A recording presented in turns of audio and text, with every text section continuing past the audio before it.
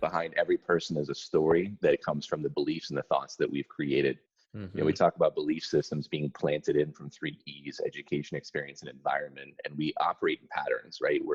We're subject to 2 limitations. The limitations are our own ego, which is the mirror that reflects back to us that we can't escape.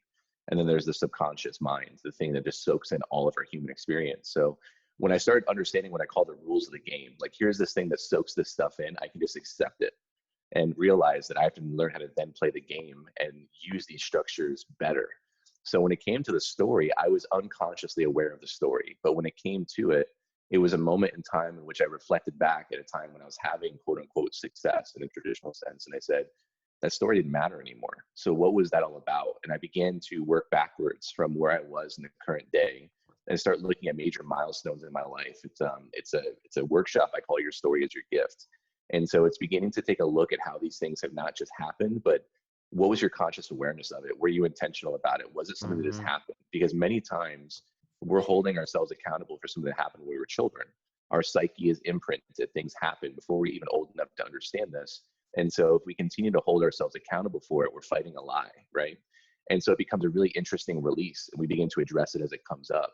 So the story was impactful for me because I believed I just had to work hard. And at the core of that was what I really wanted was love, because if I was worthy and useful and I knew something, especially as a man, right, the masculine, then I was worthy of love.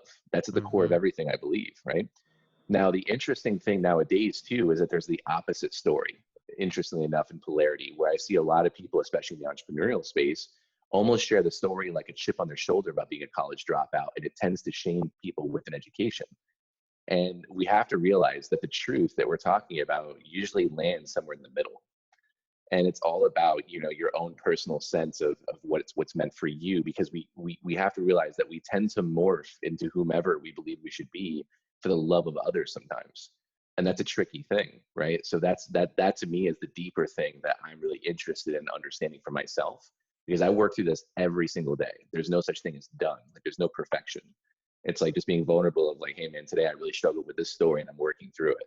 And I think that's the power behind these stories that come up, and realizing, are they true or not? And then the cool thing is, what do I believe going forward? Who am I really? And that allows you to then unfold further truth.